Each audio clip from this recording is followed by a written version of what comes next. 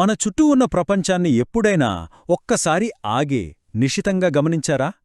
మనం చూసే ప్రతి వస్తువులో, ప్రతి కదలికలో జ్యామితి, అదేనండి జామెట్రీ దాగి ఉంటుంది. మరి ఈరోజు మనం ఈ జ్యామితికి మూలమైన కొన్ని బేసిక్ బిల్డింగ్ బ్లాక్స్ గురించి తెలుసుకుందాం. ఇక్కడ చూడండి, ఒక టార్చ్ లైట్ నుండి వస్తున్న కాంతి, ఇంకా తెరిచి ఉన్న ఒక కత్తెర. ఈ రెండూ చూడ్డానికి చాలా వేరువేరుగా ఉన్నాయి కదా, కానీ వీటికి మధ్య ఒక కామన్ పాయింట్ ఉంది. ఏంటది? ఏమైనా గెస్ చేయగలరా? ఆ దాగి ఉన్న సంబంధమే జ్యామితి. దాని గురించి పూర్తిగా అర్థం చేసుకోవాలంటే మనం చాలా బేసిక్ పాయింట్ నుంచి మన ప్రయాణం మొదలుపెట్టాలి. సరే, మన జర్నీలో ఫస్ట్ స్టెప్ ఏంటంటే జ్యామితిలో అన్నింటికన్నా ప్రాథమికమైనది, అదే బిందువు, అంటే ఒక పాయింట్. అయితే బిందువు అంటే ఏంటి? సింపుల్గా చెప్పాలంటే అదొక చిన్న చుక్క, ఒక ఖచ్చితమైన లొకేషన్ని, ఒక ప్లేస్ని చూపిస్తోందన్నమాట. దీనికి పొడవు, వెడల్పు, ఎత్తు ఇలాంటి కొలతలేవి ఉండవు. ఇట్స్ జస్ట్ ఎన్ ఐడియా, ఒక పర్ఫెక్ట్ లొకేషన్ని సూచించే ఒక ఆలోచన మాత్రమే. మన రియల్ లైఫ్లో బిందువుకు ఉదాహరణలు కావాలా? ఒక కంపాస్ యొక్క షార్ప్ టిప్ని ఊహించుకోండి, అది ఒక పర్ఫెక్ట్ లొకేషన్ని చూపిస్తుంది. అలాగే షార్ప్గా ఉన్న పెన్సిల్ మూన లేదా ఒక సూదికొన, ఇవన్నీ కూడా బిందువులకు మంచి ఉదాహరణలు. సరే, ఇప్పుడు మన దగ్గర బిందువులున్నాయి. మరి ఈ బిందువులను కలిపితే ఏమవుతుంది? రకరకాల మార్గాలు ఎలా ఏర్పడతాయో ఇప్పుడు చూద్దాం. ఫస్ట్, రెండు పాయింట్స్ని కలిపే అతి తక్కువ దూరాన్ని రేఖాఖండం లేదా లైన్ సెగ్మెంట్ అంటాం. దీనికి ఒక స్టార్టింగ్ పాయింట్, ఒక ఎండింగ్ పాయింట్ ఉంటాయి. ఇప్పుడు అదే లైన్ సెగ్మెంట్ని రెండు వైపులా ఎండ్ లేకుండా అలా సాగదీస్తే అది రేఖ అంటే లైన్ అవుతుంది. అదే ఒకవేళ ఒక పాయింట్ దగ్గర స్టార్ట్ అయి ఒకే డైరెక్షన్లో అలా అనంతంగా వెళ్తూ ఉంటే దాన్ని కిరణం లేదా రే అని పిలుస్తాం. కిరణానికి ఒక బెస్ట్ ఎగ్జాంపుల్ అంటే లైట్ హౌస్ నుండి వచ్చే లైట్. దానికి లైట్ హౌస్ అనేది ఒక స్టార్టింగ్ పాయింట్, కానీ ఆ కాంతి అనంతంగా ముందుకు వెళ్తూనే ఉంటుంది. మన సూర్యుడి నుంచి వచ్చే కిరణాలు, టార్చ్ లైట్ కాంతి, ఇవన్నీ కూడా ఇలాంటివే. ఇక్కడ మీకొక చిన్న క్వెశ్చన్. ఒక పేపర్ మీద రెండు వేర్వేరు చుక్కలు పెట్టండి. ఇప్పుడు ఆ రెండు చుక్కల గుండా వెళ్లేలా ఎన్ని స్ట్రెయిట్ లైన్స్ గీయగలరు? ఒక్కసారి ఆలోచించండి. ఆలోచించారా?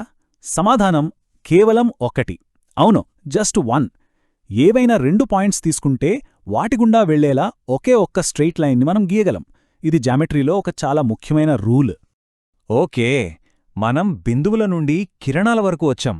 ఇప్పుడు రెండు కిరణాలు ఒకే చోట కలిస్తే ఏమవుతుందో చూద్దామా?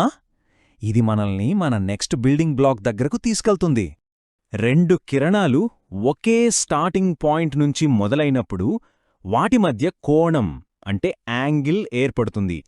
ఆ కామన్ స్టార్టింగ్ పాయింట్ని శీర్షం లేదా వర్టెక్స్ అంటాం. ఆ కిరణాలనేమో కోణం యొక్క భుజాలు లేదా ఆర్మ్స్ అని పిలుస్తాం. ఒక పుస్తకం అట్టని కొద్దిగా తెరిచామనుకోండి, అప్పుడు ఆ అట్టకి మిగతా పుస్తకానికి మధ్య ఒక చిన్న కోణం ఏర్పడుతుంది. ఇక్కడ అసలు పాయింట్ ఏంటంటే, కోణం అనేది ఎంత రొటేషన్ జరిగింది, అంటే ఎంత టర్న్ అయింది అని చూపిస్తోంది. ఇప్పుడు అదే అట్టను ఇంకొంచెం ఎక్కువగా తెరిస్తే చూసారా, రొటేషన్ పెరిగింది కదా, దాంతోపాటే యాంగిల్ కూడా పెద్దదైంది.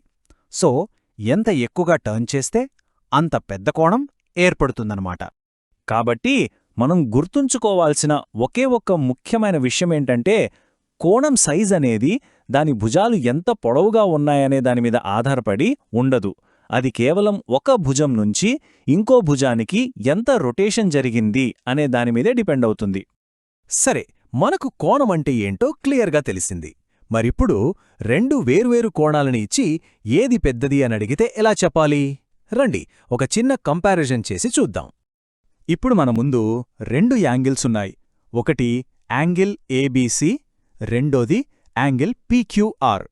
చూడ్డానికి వీటిలో ఏది పెద్దదిగా అనిపిస్తోంది?